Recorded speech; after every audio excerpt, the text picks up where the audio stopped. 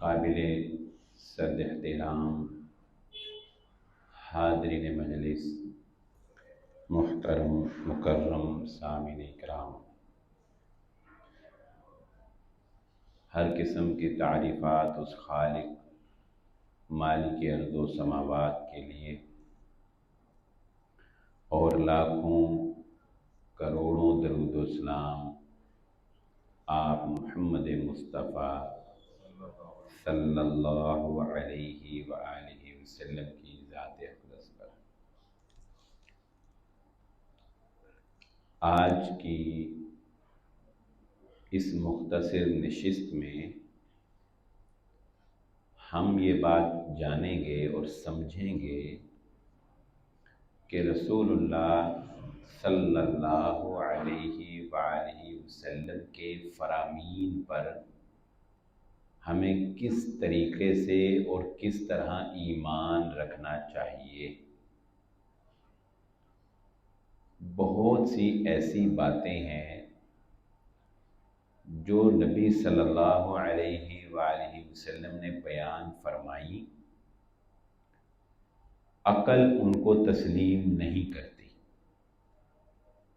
عقل کے تسلیم نہ کرنے کی وجہ سے بعض اسلامک اسکالرز نے ان باتوں کی تعویل کر دی، کہا کہ اصل میں بات تو یوں ہے لیکن اس سے مراد یہ ہے۔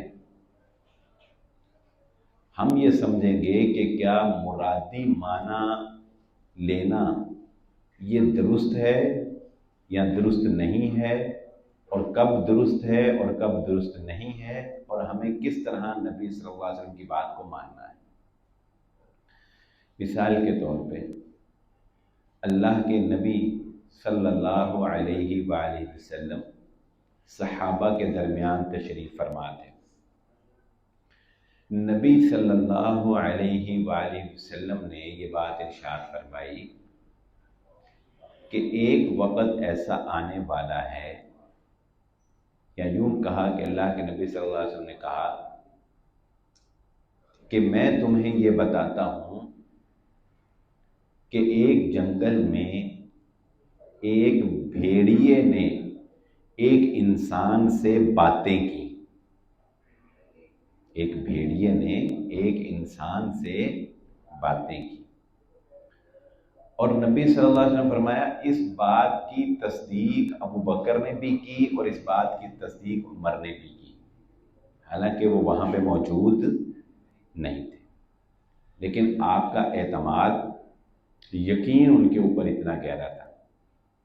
ہوتا ہے نا بس اوقات انسان کہیں نام لکھوانا ہونا تو وہ کہتا ہے یار اس کا بھی لکھ لے، کیوں؟ پتہ ہے کہ اس نے میرے ساتھ چل ہی پڑنا ہے، ٹھیک ہے، اعتماد کا رشتہ ہوتا ہے۔ اللہ کے نبی اب بظاہر یہ بات عقل مانتی نہیں کہ کوئی جانور کسی انسان سے انسانوں کی طرح کلام کرے، یہ بات انسان کے عقل میں نہیں آتی۔ لیکن ابھی آپ مسجد النبوی میں تشریف فرما تھے تو ایک چرواہا ادھر سے دوڑتا ہوا آیا۔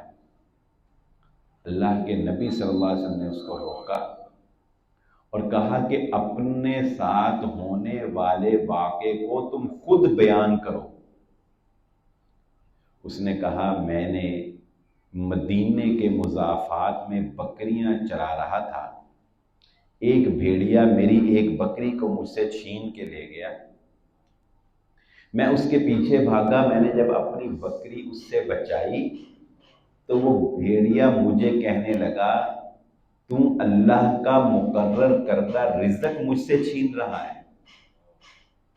کہتا ہے میں حیران ہوا کہ بھیڑیا انسانوں جیسی بات، تو وہ کہتے ہیں کہ بھیڑیا نے کہا کہ تو اس پہ تعجب کرتا ہے کہ میں تجھے اس سے بھی زیادہ حیران کن بات نہ بتاؤں؟ کہا کیا؟ اس نے کہا وہ یہ کہ مدینہ میں ایک شخص آ چکا ہے جو لوگوں کو ماضی کی خبروں کے بارے میں اور مستقبل کی خبروں کے بارے میں بتا رہا ہے، وہ محمد صلی اللہ علیہ وسلم۔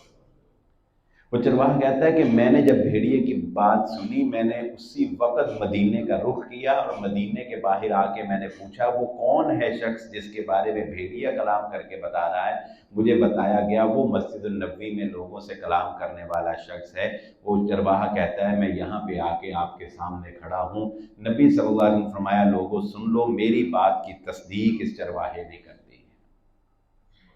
یہ اللہ کے نبی صلی اللہ علیہ وآلہ وسلم پر بات کی باتوں پر ایمان لانا ہے کہ بظاہر نہیں مانا جاتا کہ بھیڑیا بولے گا، لیکن چونکہ نبی صلی اللہ علیہ وسلم نے فرما دیا اس لیے ہمیں آنکھیں بند کر کے مان لینا ہے کہ بھیڑیا واقعی بولے گا. جیسا کہ اب اس کو سیکنڈ سٹیپ میں سمجھتے ہیں.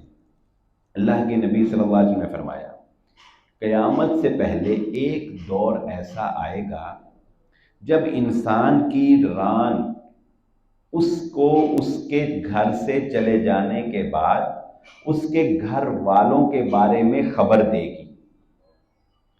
ایک دور ایسا آئے گا انسان کا تسمہ جو گھوٹوں کو باندھا جاتا ہے وہ بول کر کلام کرے گا. اس کی چھڑی کا ایک کنارہ جو ہے وہ اس کو خبریں پہنچائے گا. اب پہلا درجہ کیا ہے کہ ہمیں یہ ایمان ہونا چاہیے کہ جیسے نبی صلی اللہ علیہ وسلم نے فرمایا ویسے ہی ہوگا. ہاں لیکن کچھ لوگوں نے یہ کہا کہ اگر اس وقت نبی صلی اللہ علیہ وسلم لوگوں کو یہ جدید ٹیکنالوجی کے بارے میں بتاتے تو لوگوں کو سمجھ نہ آتی، لہذا ران کے تسمے کے چھڑی کے بولنے سے مراد آج کل کی وہ ڈیوائسز ہیں کہ جو گھروں میں کیمرے لگا دیے جاتے ہیں، ریکارڈر لگا دیے جاتے ہیں، خفیہ ڈیوائسز کے ذریعے سے آپ گھر والوں کی باتیں سن لیتے ہیں، گھر والوں سے باتیں کر لیتے ہیں. یہ اصل میں اس حدیث میں ان ڈیوائسز کے بارے میں بتایا گیا ہے، لیکن یاد رکھیں یہ سیکنڈ سٹیپ ہے. یہ کیا ہے؟ سیکنڈ. اگر کوئی ایسا کہتا تو ہم کہتے ہیں کہ ہو سکتا ہے کہ نبی صلی اللہ علیہ وسلم یہ سمجھایا ہو، لیکن ہم پھر بھی یہ مانتے ہیں کہ اگر نبی صلی اللہ علیہ وسلم ران بولے گی تو ران بولے گی. یہ ایمان کا پہلا درجہ. اسی طرح یاجوج ماجوج کا ذکر قرآن مجید میں بھی ہے، اور رسول اللہ صلی اللہ علیہ وآلہ وسلم نے احادیث مبارکہ میں یہ بات ارشاد فرمائی ہے کہ قیامت سے پہلے یاجوج ماجوج کی ایک قوم انسانوں کے اوپر حملہ آور ہوگی. اتنی بڑی تعداد میں کہ سمندروں کا پانی وہ پی جائیں گے اور سب فصلیں تباہ کر دیں گے. اب آپ مجھے بتائیے اس سیٹلائٹ کے دور میں جب زمین کی 10ویں تہ تک انسان دیکھ سکتا ہے، کیا انسان یہ ماننے کے لیے عقلاً تیار ہے کہ یاجوج ماجوج کی اتنی بڑی قوم ہوگی؟ کہاں ہے؟ آتا ہے نا دل میں خیال یار اتنی بڑی آخر قوم، وہ 2 پہاڑوں کے درمیان وہ دیوار بنا دی گئی، وہ چاٹتے ہیں. آخر انسان نے چپا چپا تو دنیا کا چھان مارا ہے، لیکن اتنی بڑی قوم نظر کیوں نہیں آتی؟ اتنی بڑی قوم آخر کہاں پہ ہے؟ تو اس عقل میں نہ آنے کی وجہ سے بعض اسلامک سکالرز نے، جیسا کہ ڈاکٹر اسرار صاحب ہیں اللہ تعالیٰ ان کی مغفرت فرمائے، اس طرح کے اور کچھ سکالرز نے یہ اپنی طرف سے یہ کہا کہ اصل میں اس سے مراد، انہوں نے انکار نہیں کیا کہ ہم حدیث کا، لیکن اس کا تھوڑا سا کنورٹ کر دیا اس کو ایک دوسری طرف. وہ کیا؟ انہوں نے کہا اصل میں نبی صلی اللہ علیہ وسلم یہ یاجوج ماجوج جس کو کہا ہے وہ یہ کوریا، جاپان اور چائنیز قوم ہے، یہ اتنی بڑی تعداد کے اندر انسانوں کے اوپر حملہ کرے گی، تو نبی صلی اللہ علیہ وسلم نے یاجوج ماجوج ان کو کہا ہے. یہ ایک انہوں نے، چونکہ عقل میں نہیں آ رہی تھی بات، سائنٹیفکلی پروو نہیں ہو رہی تھی بات، تو انہوں نے یہ اس کی ایک تعویل کر دی. مگر ہم کیا کہتے ہیں؟ ہم کہتے ہیں نہیں، جیسے میرے نبی نے فرمایا ویسے ہی ہم ایمان لاتے ہیں. اور جیسے جیسے سائنس ترقی کر رہی ہے، یہ بات سمجھ لیجیے، جیسے جیسے انسان ترقی کر رہا ہے ویسے ویسے قرآن اور نبی کے فرامین سچ ثابت ہوتے چلے جا رہے ہیں.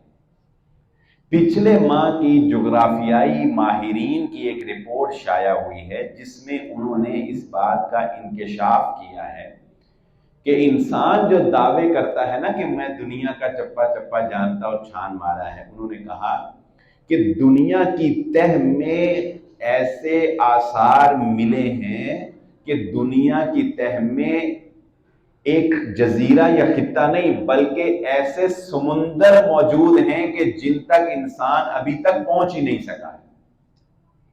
دنیا میں ایسے سمندر موجود ہیں کہ جو انسان جن تک ابھی پہنچ، ان سمندروں کے اندر جزیرہ ہو، ان سمندروں کے اندر آبادی کس طرح ہو، اللہ رب العزت کی قدرت۔ حضرت سلیمان علیہ السلام کے دور کا مشہور واقعہ آپ نے سنا ہے نا، ملکہ سبا کا۔ حضرت سلیمان نے اپنے سامنے جن اور انسان دونوں بیٹھے تھے۔ حضرت سلیمان علیہ السلام نے کہا کون ہے جو بلقیس کا تخت اس کے میرے پاس پہنچنے سے پہلے، وہ آ رہی تھی ملاقات کے لیے، کہا اس سے پہلے میرے پاس لے آئے۔ جن نے کہا کہ آپ کے مسند سے اٹھنے سے پہلے، آپ اپنے ممبر سے اپنی کرسی سے اٹھنے سے پہلے، یا یوں سمجھ لیں کہ مجلس برخاست ہونے سے پہلے وہ یہاں پہ ہوگا۔ حضرت سلیمان علیہ السلام نے کہا اور تو قال الذی عنده علم من الکتاب، جس کے پاس علم تھا، وہ جن تھا یا انسان، یہ قرآن نے واضح نہیں کیا، نہ آج تک یہ واضح ہو سکا کسی حدیث میں، لیکن قرآن نے اتنا کہا قال الذی عنده علم من الکتاب، جس کے پاس کتاب کا علم تھا، اس نے کہا میں اس کو آپ کے پاس پلک جھپکنے سے پہلے لے آؤں۔ ایک بات تو کنفرم ہوئی کہ کوئی ٹیکنالوجی ایسی اس بندے کے پاس تھی جو اس نے کر دکھایا۔ اب آپ بتائیے عقلاً یہ بات ماننے میں آتی نہیں آتی، لیکن 3 اکتوبر کو جو پوری دنیا میں نوبل پرائز دیا جاتا ہے، اس مرتبہ وہ 7 سیکشنز میں دیا جاتا ہے۔ اس مرتبہ فزکس کے اندر جن 3 سائنٹسٹ کو نوبل پرائز دیا گیا ہے، ان کا کارنامہ یہ ہے کہ انہوں نے 40 سال کی تجربے سے دنیا کو یہ ثابت کر دیا ہے کہ ایسی ٹیکنالوجی دنیا میں موجود ہے کہ پلک جھپکنے سے پہلے آپ پاکستان سے چیز کو اٹھا کے امریکہ پہنچا سکتے ہیں، اور مستقبل میں آپ ایسا ہوتا دیکھ لیں گے، ہم نہ دیکھیں ہماری آنے والی نسلیں ایسا ہوتا دیکھ لیں گی۔ ایسی انہوں نے یہ ثابت کر دیا، ان کو انعام ملا اس پہ باقاعدہ، انہوں نے اس تھیوری کو ثابت کر دیا کہ انسان کو یا کسی بھی چیز کو کنورٹ کر کے، وہ بڑی لمبی سی تھیوری ہے، اس کو آپ ایک پلک جھپکنے سے پہلے سمندروں پار آپ اس کو پہنچا سکتے ہیں۔ تو قرآن نے تو یہ اس وقت بتایا تھا کہ دنیا میں ایسا ہو چکا ہے۔ تو پتہ کیا چلا اس سے پتہ کیا چلا؟ اس سے پتہ یہ چلا کہ قرآن کی اور حدیث کی باتیں اگر عقل میں نہ آتی ہوں تو انہیں ٹھکرا نہیں دینا۔ انسان کی اور قرآن کی اگر باتیں عقل میں نہ آتی ہوں تو یہ نہیں کہنا کہ یہ ممکن ہی نہیں ہے، یہ کیسے ہو جائے گا، یہ سمجھ سے باہر ہے۔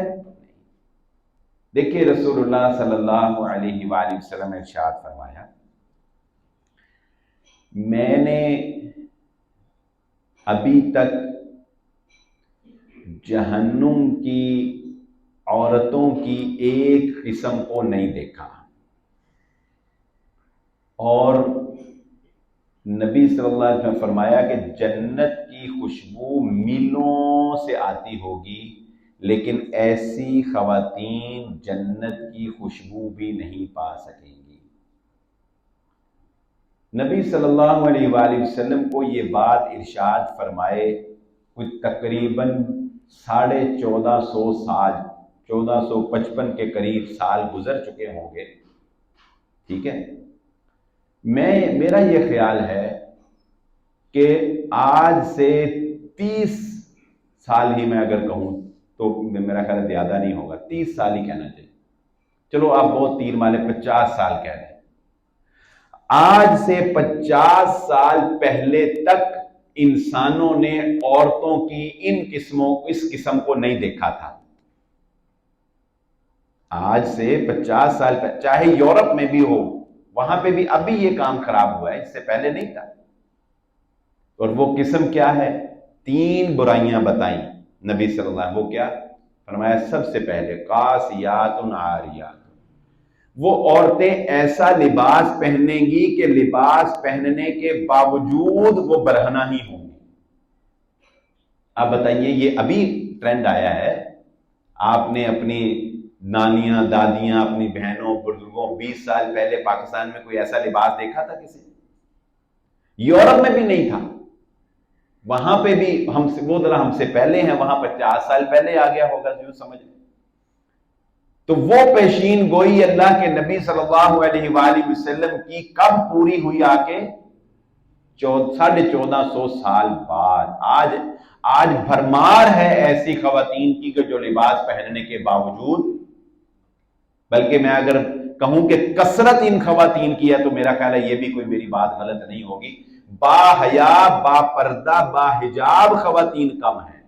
آپ کو ایران کے واقعے کا پتہ ہی ہوگا، ایران میں جو پچھلے دنوں واقعہ پیش آیا کہ وہاں پہ ایک فورس ہے باقاعدہ، ایران کے اندر ایک پولیس ہے باقاعدہ جو حجاب کی پابندی کرواتی ہے، اس میں خواتین جو ہے زیادہ پوائنٹ کی جاتی ہیں نا، خواتین رکھی گئی ہیں پولیس والیاں، ان کا کام ہی یہ ہے کہ بغیر حجاب کے اگر کسی کو دیکھیں تو اس کو چلان ان کا کرنا ہے، اس نے یا اس کو انہوں نے گرفتار کرنا ہے۔ تو وہ ایک پتہ نہیں حقیقت کیا ہے، لیکن بہرحال وہ ایک خاتون کے ساتھ جو اس کو اریسٹ کیا اور اس کی وہ موت واقع ہو گئی پولیس اسٹیشن میں۔ تو پورے ایران میں خواتین نے حجاب کے خلاف احتجاج کیا۔ یہ احتجاج نہیں کیا کہ اس کی ڈیتھ وہاں کیوں ہوئی، چلو یہ تو احتجاج ایک بنتا بھی ہے نا ان کا، نہیں یہ ختم ہی کر دو یہ قانون، بلکہ اللہ معاف فرمائے ایسی ایسی تصاویر، خواتین نے نیم برہنہ ہو کر احتجاج کیا کہ تم پر پابندی کروا لو، ہم نیم برہنہ ہوتے۔ باقی ہمارے جو اختلافات ہیں وہ اپنی جگہ، لیکن بتا آپ کو کیا رہا ہوں، خواتین کے اندر ٹرینڈ یہ ڈیولپ ہو گیا، قاسیات عاریات، لباس ایسا پہنو کہ پہننے کے باوجود تم گویا رہنا ہے۔ نمبر 2، ان کے سروں کے اوپر نبی صلی اللہ علیہ وسلم نے فرمایا بختی اونٹوں کی کوہان کی طرح ان کے سر ہوں گے، جیسا کہ بالوں کو اکٹھا کر کے یہاں پہ خواتین جوڑا بنا لیتی ہیں۔ ایک وقت تھا کہ یورپ کے اندر یہ سر پہ جوڑا بنانا یہ کال گرلز کی نشانی ہوتی تھی، فاحشہ عورتوں کی یہ علامت سمجھا جاتا تھا۔ تو خواتین کے لیے ایسا جوڑا بنانا یہ جائز نہیں ہے، یا بنا لیں گردن کے پیچھے، گرمی کی وجہ سے بال سمیٹنے ہوں پیچھے بنا لیں، ایسے بنانا کہ سر اونٹ کی کوہان کی طرح ایسے شیپ بن جائے، وہ درست نہیں۔ تیسری بات نبی صلی اللہ علیہ وسلم نے فرمائی کہ وہ مردوں کو اپنی طرف بلانے والی ہوں گی اور خود لپک لپک کے مردوں کی طرف جانے والی۔ آج آپ دیکھ لیں آپ کے موبائل فون پر، آپ کے انٹرنیٹ پر، اور میں تو اکثر بچوں کو یہ تلقین کرتا ہوں کہ یہ جو محبت شحبت کے چکر ہے نا آج کل، پہلے تو کوئی محبت کر لیتا تھا تو پھر بھی بچ جاتا تھا، آج کل محبت کرنا بڑا خطرناک ہے۔ محبت بھی سوچ سمجھ کے کرنی چاہیے، جوانی میں تو کرتے ہیں نا سارے، پر آج کل بڑی سوچ سمجھ کے کرنی چاہیے، کیونکہ کوئی پتہ نہیں لگتا کہ آپ کی محبوبہ جو ہے وہ آپ کو لوٹ کے سارا کچھ لے کے فرار ہوئی ہے۔ ہمارے پاس ایک بندے نے بیچارے نے فرنیچر لیا، 6 مہینے بعد آ گیا، کہتا جی اپنے سیل مین کو بھیجے گوائیاں دینی۔ میں نے کہا کس بات کی گوائیاں؟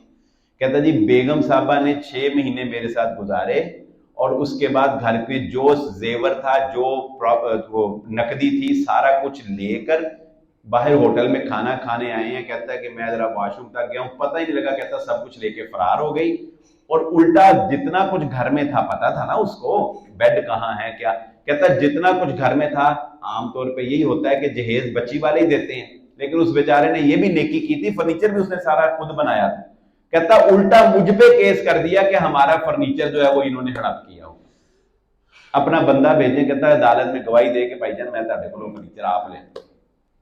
ایک نہیں، ایسے سینکڑوں کیس۔ اپنے بچوں کو یہ حقائق بتایا کریں کہ بیٹا کسی سے محبت ہو جائے تو منو ضرور دس دیں، میں بھی جوانی گزاری ہے، منو بھی پتا کی کچھ ہوتا ہے، منو ضرور دس دیں، تیرا ساتھ دواں گا، ورنہ یہ نہ ہو کہ بچہ گھر کا سارا کچھ لے کے اس کو حوالے کیا اور اس کو پکڑایا اور بعد میں وہ کیسوں کے چکروں کے اندر 20-25 लाख रुपया दे के फिर बाद में जान छूटती, निकाह कर लेती हैं, फिर वो विरासत की धमकियां देती हैं कि भाई हम तेरी विरासत में हमें जो है वो हिस्सा मिलेगा, तुझे मार देंगे, ये करेंगे, वो बड़े कुछ। ये फेसबुक के चक्करों में जो दोस्तियां और मोहब्बतें हैं ना, और ये बल्कि दूर क्या जाना है, ये पिछले दिनों कराची की वो बच्ची का वाकया नहीं हुआ, दुआ जोहरा का, बिल्कुल दुआ जोहरा, क्या था, फ्रॉड था ना सारा। बाद में फिर वो जो है वो वापस गई, तो उसका बाप अच्छा इंसान था, उसने पैरवी की, वरना लोग तो फिर इस तरह के मामले में पैरवी भी नहीं करते थे, उसने पैरवी की और फिर वो सारा मामला आपके साथ खुला, वो एक पूरा गैंग था। तो इस दौर के फितनों में से ये एक फितना है कि ये जो औरतों का मर्दों को माइल करना, मर्दों को अपनी तरफ बुलाना और मर्दों की तरफ जाना, बेहुदा लिबास पहनना, मोहब्बत के झांसे देना, सेक्स के झांसे देना और फरेफ्ता होकर खुद को पेश करना और उसके बाद जो है वो जिंदगियां बर्बाद करना, ये रसूलुल्लाह सल्लल्लाहु अलैहि वसल्लम ने बहुत पहले बता दिया।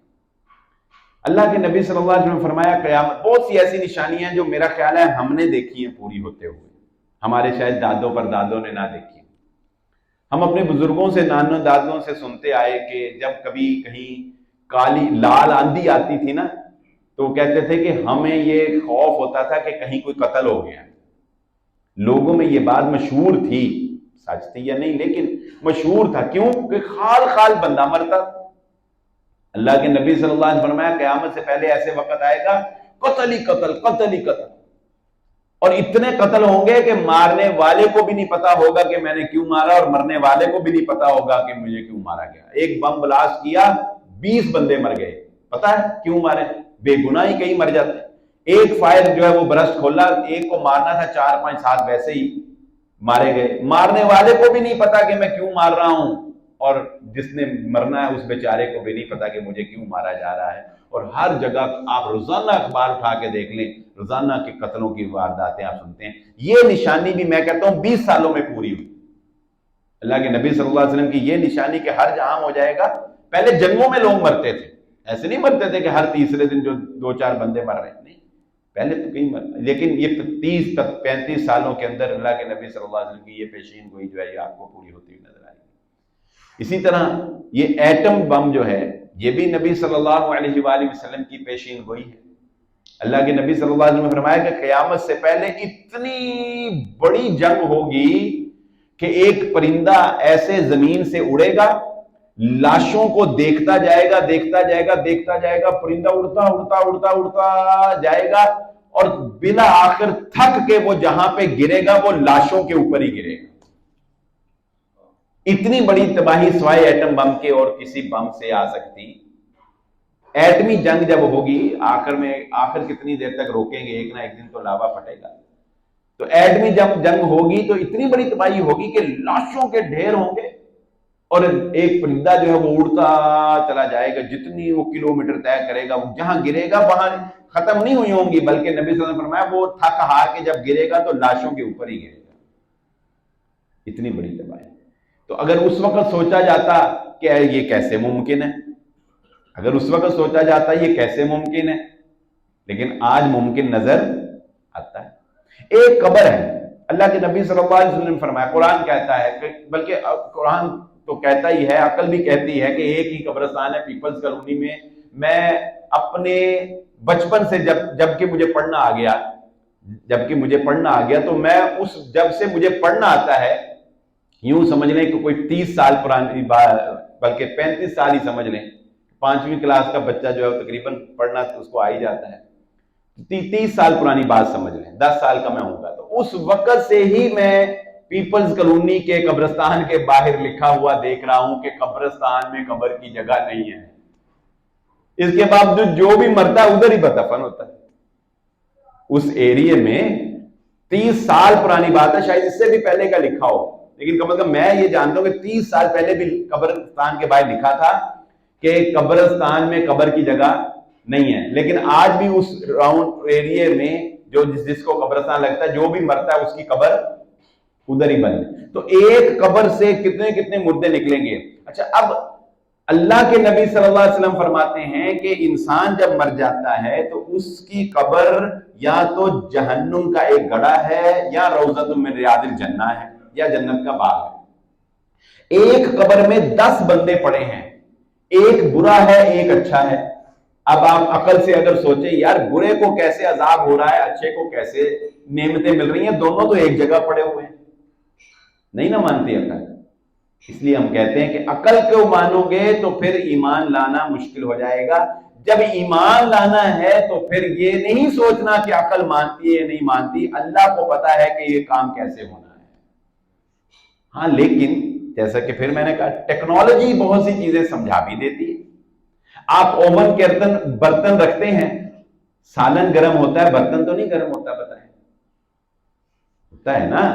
اوون میں آپ رکھتے ہیں نا برتن میں سالن, وہ سالن گرم ہوتا ہے, یہ وہ چیز بیک ہوتی ہے, مگر وہ برتن جس میں آپ نے رکھا ہوتا ہے اس کو تو آپ ہاتھ سے ہی پکڑ کے باہر نکال لیتے. کیسے ممکن؟ انسان اپنی چھوٹی سی عقل سے یہ کر رہا ہے, تو اللہ قبر میں ایک کو گرم کر رہا ہے اور ایک کو نہیں کر رہا ہے, یہ اللہ کے لیے کیا مشکل ہے. تو لیکن ہم نے اس اوون کی ایجاد سے ایمان نہیں لانا کہ ہاں ہاں ہاں ہاں یہ اوون میں چونکہ ایسے کر لیا تو اللہ نے بھی اللہ کے لیے کیا نہیں. ہم نے تو ایمان لانا ہے محمد الرسول اللہ صلی اللہ علیہ وسلم کی زبان سے نکلی ہوئی بات ہے, بس بات ختم. نبی نے کہا سبحان الذی اسری بعبدہ لیلا من المسجد الحرام الى المسجد الاقصى الذی بارکنا حولہ لنریہ من آیاتنا. اے لوگوں میں رات کے ایک پہر میں بیت اللہ سے پہلے بیت المقدس گیا, بیت المقدس سے سدرۃ المنتہا تک گیا. ابو جہل نے ابو بکر کو بتایا, ابو بکر نے کہا میرے نبی نے کہا, میں تصدیق کرتا ہوں. عقل تو نہیں مانتی. عقل مانتی ہے کہ ایک رات میں آپ چلے جائیں گے, نہیں مانتی. لیکن اب ماننے گی. اب وہ جو روشنی کی سپیڈ سے سفر کرنے والی ٹیکنالوجیز, جب انسان وہاں تک پتہ نہیں پہنچتا ہے کہ نہیں پہنچتا, وہ پہنچ جائے گا. وہ ایک کہانی سی مشہور ہے, ویسے آخری بات سنا کے بات, وہ ایک کہانی سی مشہور ہے, شاید آپ نے سنی بھی ہو. کہتے ہیں کہ ایک قوم تھی, ایسی کہانیاں ہیں, مطلب کوئی اتھینٹک بات نہیں ہے. کہتے ہیں کہ ایک قوم تھی تو اللہ تعالیٰ اتنی ترقی کر گئی کہ اللہ تعالیٰ نے حضرت جبرائیل علیہ السلام کو بھیجا کہ جاؤ اس کے پاس فلاں بندے کو, اس سے جا کے پوچھو کہ جبرائیل کہاں ہے. تو اس نے اپنا وہ جو بھی آلہ تھا نا وہ ایسے ہوا میں لہرایا یا زمین پہ لہرایا. اس نے کہا آسمان پہ بھی نہیں ہے, زمین پہ بھی نہیں ہے, یا میں ہوں یا تو ہے. یعنی وہ ایک لوگوں نے بات بنائی ہے کہ انسان اتنی ترقی کر سکتا ہے. اللہ نے انسان میں یہ صلاحیت, یہ دماغ بہرحال اللہ نے ایسا رکھا ہے, اور اس کائنات میں اللہ نے اتنی جو ہے وسعت رکھی ہے کہ انسان اتنی ترقی کر سکتا ہے کہ وہ یہاں تک بھی پہنچ جائے گا. لیکن ہمارا ایمان محمد الرسول اللہ صلی اللہ علیہ وآلہ وسلم کے فرامین پہ ہونا چاہیے. تعویلات وغیرہ سے انسان کو بچنا چاہیے. ہاں تعویلات کی ضرورت کبھی پیش آتی ہے, وہ ایک الگ سے چیپٹر ہے کہ اس کا تعویل کب کی جاتی ہے یا اس کا مرادی معنی کب جو ہے وہ لیا جاتا ہے. لیکن ایسی پیشین گوئیاں, چلے ایک اور حدیث یاد آ گئی وہ بھی سن لیتے ہیں. ایک آخری بات, حضرت عدی بن حاتم رضی اللہ تعالیٰ عنہ, یہ حاتم طائی کے بیٹے ہیں. حاتم طائی کا نام سنا نا آپ نے؟ عدی بن حاتم, یہ بھی نبی صلی اللہ علیہ وآلہ وسلم پر ایمان نہیں لائے تھے پہلے, لیکن بعد میں پھر یہ مدینہ آئے, نبی صلی اللہ علیہ وسلم کے پاس بیٹھے. عدی بن حاتم خود کہتے ہیں کہ مجھے اللہ کے نبی صلی اللہ علیہ وسلم نے فرمایا, عدی اسلام لے آؤ کامیاب ہو جاؤ گے.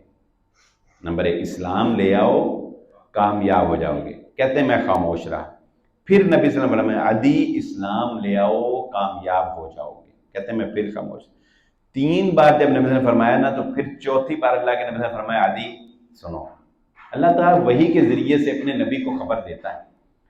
کہا عدی تم ایمان اس لیے نہیں لا رہے کہ تمہیں یہ ڈر ہے کہ مسلمان ہونے سے کہیں غریب نہ ہو جاؤ, مسلمان ہونے سے کہیں غریب نہ ہو جاؤ. تو سنو میں محمد صلی اللہ علیہ وسلم تمہیں یہ بتاتا ہوں کہ ایک وقت آئے گا کہ مسلمان کیسر و کسرا کے خزانوں کو اور ہرمز کے خزانوں کو اپنے پاؤں تلے روندیں گے. عدی بن حاتم کہتے ہیں کہ میں سوچوں مدینہ بچانا مشکل ہے اس درویش کو, اور یہ کیسر و کسرا کی باتیں کر رہا ہے. خود سوچے نا کہ ایک چھوٹی سی ریاست, کہاں مدینہ, اور کہاں اتنے بڑے بڑے مگرمچھ بیٹھے ہوئے, اور وہ مدینہ کے اوپر اٹیک کرنے کے لیے ہر وقت تیار, اور کہاں کیسر و کسرا کی طاقتیں, ایران, عراق, سپر پاورز. ٹھیک ہے, یہ ایسے ہی ہے جیسے کو کہے کہ پاکستان ایک دن امریکہ کو قابض کر لے گا, امریکہ پہ حکومت کرے گا. نہیں مانتی نا عدی بن حاتم کہتے ہیں اللہ کے نبی صلی اللہ علیہ وسلم فرمایا عدی دوسری بات, تمہیں یہ ڈر ہے، اسلام اس لیے نہیں قبول کر رہے، مان رہے کہ تمہیں یہ ڈر ہے کہ کہیں تمہیں کوئی قتل نہ کر دے، کوئی قبیلے کا بندہ بغاوت میں آ کے تمہیں مار نہ دے۔ تو میں محمد صلی اللہ علیہ وسلم تمہیں یہ کہتا ہوں، تم نے ہیرا کا مقام دیکھا ہے؟ علی کہتے ہیں میں نے نہیں دیکھا اللہ کے نبی صلی اللہ علیہ وسلم، لیکن سنا ہے وہ کوفہ کے پاس ہے، کوفہ کے پاس۔ اللہ کے نبی صلی اللہ علیہ وسلم نے فرمایا عدی بن حاتم اسلام قبول کر لو، اسلام میں ایسا وقت آئے گا کہ ہیرا سے ایک خاتون چلے گی اور وہ مکہ تک آئے گی، کوئی اس کی طرف میلی آنکھ اٹھا کے نہیں دیکھ سکے گا۔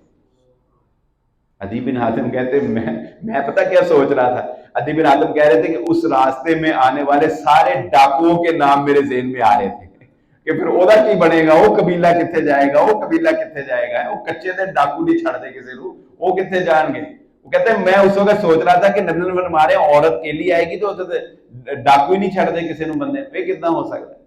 پھر کہتے ہیں کہ تیسری بات اللہ کے نبی نے فرمائی ہے عدی بن حاتم یاد رکھو اسلام قبول کر لو، اللہ تمہیں اتنا مالدار کر دے گا کہ لوگ صدقہ دینے کے لیے نکلیں گے، کوئی لینے والا نہیں ہوگا۔ حضرت عدی بن حاتم کہتے ہیں ہرمز کی لڑائی میں میں بذات خود شامل تھا۔ نبی صلی اللہ علیہ وسلم نے جو پیشین گوئی کی، وہ کیا کہتے ہیں کہ ہرمز کی، نبی نے فرمایا تم کیسے ہو کس طرح؟ وہ کہتے ہیں پہلی پیشین گوئی کا میں ضامن ہوں، میں اس لڑائی میں شامل تھا جس میں ہرمز کو ہم نے فتح کیا۔ کہتے ہیں میں نے عمر ابن خطاب کے دور میں وہ عورت دیکھی جو ہیرا سے سفر کرنے کے لیے اپنی ڈولی میں سوار ہوئی، مدینے تک امیر المومنین کو ملنے آئی، اللہ کی قسم اس کی طرف کسی نے میلی آنکھ اٹھا کر نہیں دیکھا۔ وہ کہتے ہیں تیسری پیشین گوئی میں نے اپنی زندگی میں نہیں دیکھی ابھی تک، لیکن حضرت عمر بن عبد العزیز کے دور میں یہ تیسری پیشین گوئی بھی پھر پوری ہو گئی کہ ان کے دور میں اتنی فراوانی آئی کہ لوگ صدقہ لے کر نکلتے تھے، کوئی لینے والا نہیں ہوتا، کیونکہ کوئی بیوہ ہوئی تو ریاست، کوئی بچہ پیدا ہوا تو ریاست، کوئی ضعیف ہو گیا تو ریاست، یعنی ہر ایک ایسے شخص کی جس کا کوئی کمانے والا نہیں ہے اس کی کفیل تو ریاست ہوتی تھی، تو صدقہ کس نے لینا ہے؟ کوئی صدقہ لینے والا نہیں۔ اللہ کے نبی صلی اللہ علیہ وسلم کی پیشین گوئیوں کو ہم نے اور ہر بات کو ہم نے اس طرح ماننا ہے جس طرح نبی صلی اللہ علیہ وسلم نے فرما دیا، ہمیں عقل کے گھوڑے نہیں دوڑانے ہیں، چونکہ چنانچہ ایسے ویسے نہیں کرنا ہے، اگر ہم کرتے ہیں تو پھر ایمان کا کوئی مزہ نہیں۔ مزہ یہی ہے کہ ادھر حکم ہو اور ادھر ہم کہیں کہ بالکل آپ نے سچ فرمایا۔ اللہ رب العزت مجھے اور آپ کو سمجھنے کی اور عمل کرنے کی توفیق عطا فرمائے۔ وآخر الدعوانا الحمدللہ رب العالمین۔ دعا کریں۔